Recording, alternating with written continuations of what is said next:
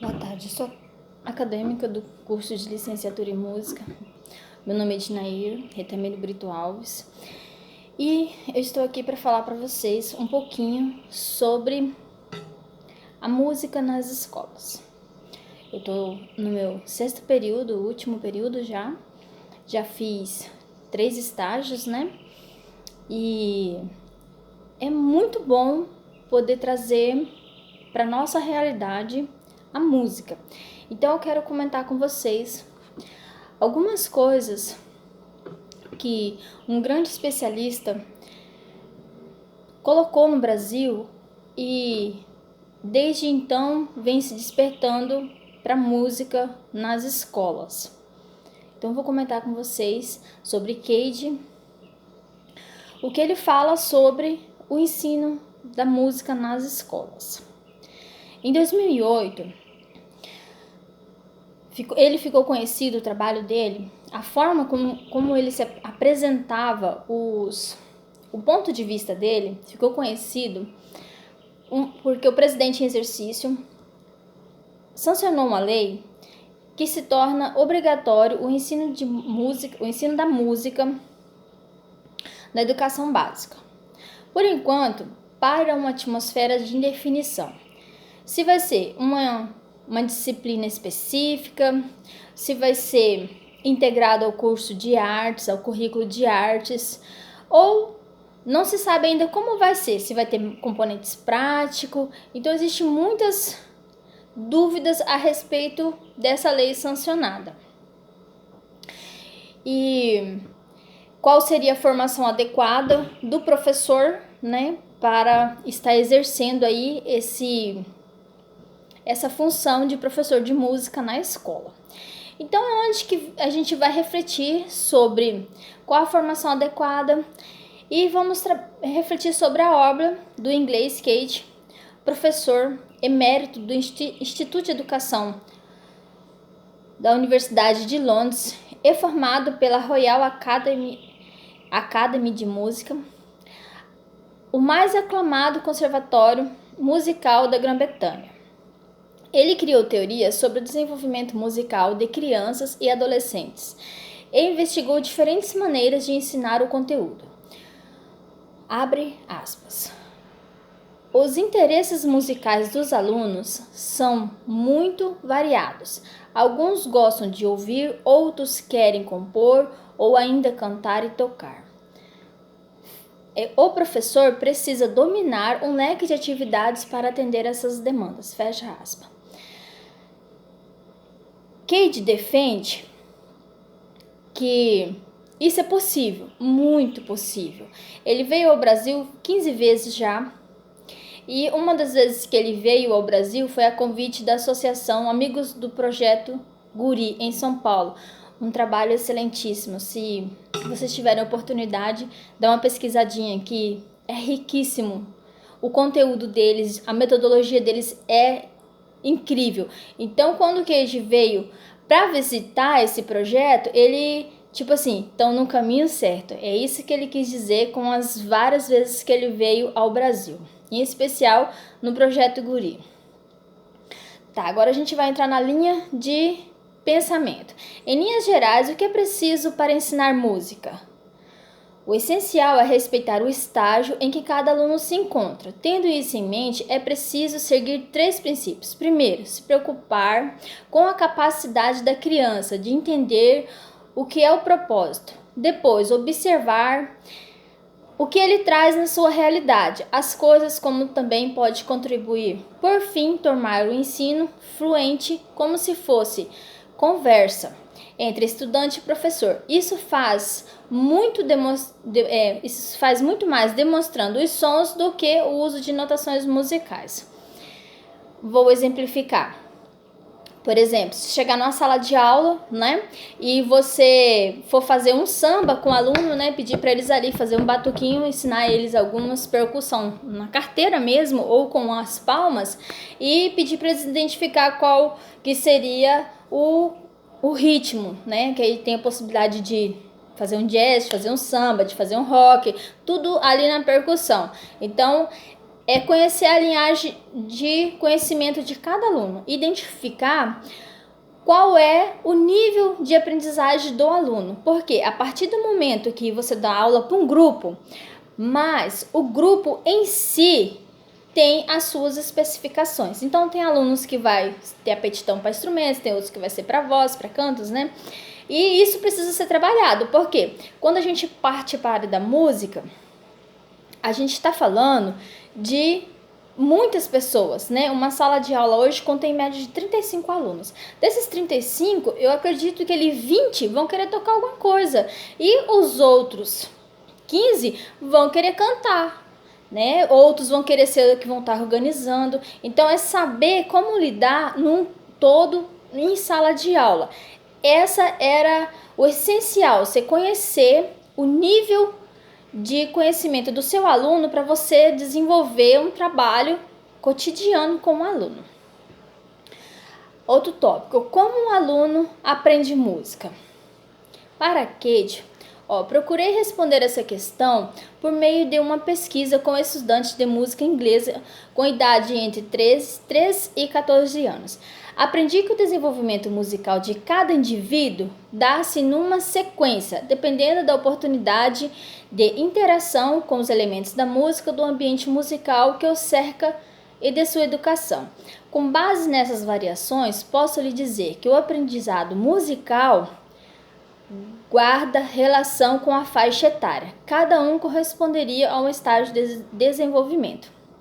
Então aqui ele está dizendo que aos 4 anos a criança vai ter a sua iniciação musical, aí depois vem aos 5, aos 6, aos 7. Então a criança ela vai ser educada musicalmente como alfabetização.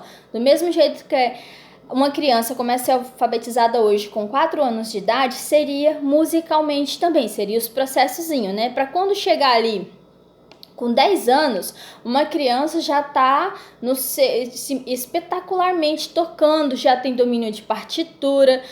Então, é isso que ele tinha em mente. E aos 15, é possível que ele tenha ali a desenvoltura de representar um grande valor de conhecimento musical, que é onde que ele vai conseguir executar peças mais elaboradas, ter mais tempo e sentir a necessidade que a música precisa para ser estudada.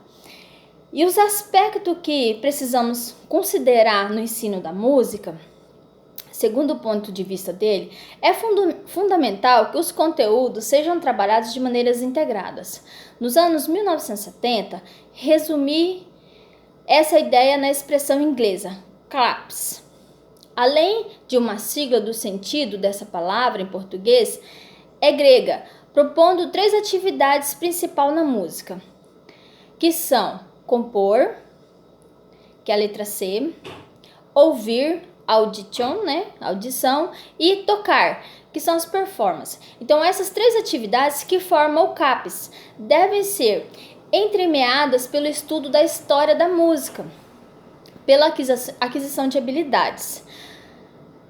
No Brasil, esse processo ficou conhecido como TECLA, Técnica de Execução de Composição de Literatura e Apreciação, que é a sequência de seguir os pontos. Aí a gente tem qual a vantagem de trabalhar nessa expectativa? Segundo ele, um ponto forte é considerar que todas essas coisas são importantes e que devem ser desenvolvidas na vida em equilíbrio. A ideia do CLAPS também pode ser útil para o professor ao perceber que está ganhando muito tempo, digamos, no L, descrevemos fatos históricos e desenhamos instrumento, por exemplo. Dá muito enfoque à história da música, porque simplificando o que está se ensinando música, trazer tudo que a gente tem da história da música hoje para a realidade. A gente pode trazer essa realidade hoje, exemplificando de N maneiras, construção de instrumentos, reciclando. Hoje é muito amplo o meio que a música pode ser adaptada na escola. E, resumindo, respeitando a faixa etária das crianças, a variação de ritmos que a gente pode ter, né, dentro de uma turma, e também a gente tem vai trabalhar com o que se proporciona no calendário escolar hoje, né? Tem os eventos que são os oficiais da escola, é onde que os alunos vão estar se aperfeiçoando e tendo a oportunidade de estar demonstrando tudo que foi aplicado com o professor em sala de aula. Hoje, todos nós, professores, temos o grande desafio de levar para a sala de aula isso, fazer com que nossos alunos coloquem em prática toda a contextualização e a criação que foi desenvolvida em sala sobre a música, desde a pequena composição a mais elaborada. Então nós temos que entrar no mundo dos adolescentes, dos jovens, dos adultos hoje e demonstrar que a música ela não ficou só lá na primeira escola, né? Ela veio para nós, para hoje. Então hoje nós temos a oportunidade de estar demonstrando que os adolescentes são o mundo é todo deles, né? A tecnologia está aí para ajudar. Então, nós estamos aqui para apresentar tudo que o adolescente é capaz de produzir.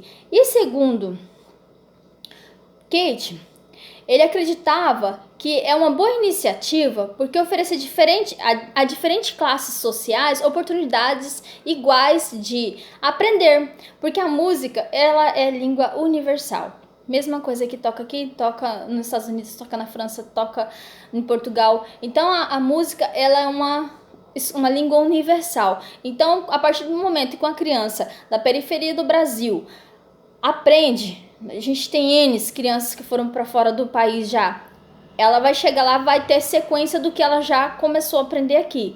Então a ideia dele era que o aluno tivesse a oportunidade de aprender igualmente todos, né? Existem algumas barreiras? Existe. Na Europa, se musicaliza muito cedo, muito jovem mesmo. No Brasil, se musicaliza um pouco mais devagar, mas ainda exige projetos excelentes. Aí, avaliando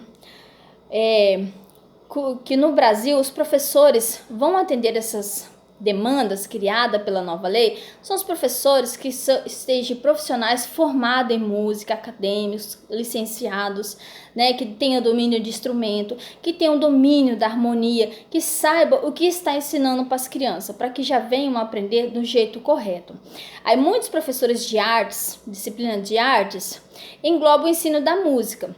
Reclamam que não é muito a área deles, mas existem muitos professores que é formado em artes, mas tem pós, tem técnico em música e vem atendendo a esses requisitos.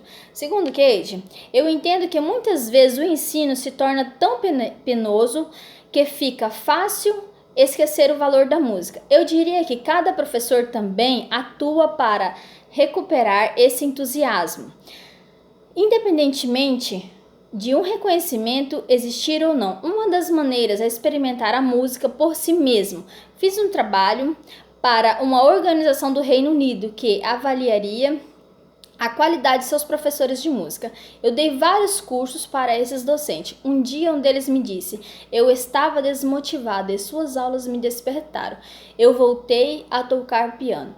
Imagine, uma pessoa que vem lá para motivar. Então nós educadores, né? Temos educadores principalmente de música, temos a missão de motivar todas as crianças que elas possam a querer tocar, a querer estar ali à frente. Então, na opinião dele, era que um professor tinha que ser motivador, tinha que ser cativador. E o processo de etapas era para que nada se perdesse, tudo pudesse ser aprendido com êxito. Tudo. Então, muito obrigado. Valeu.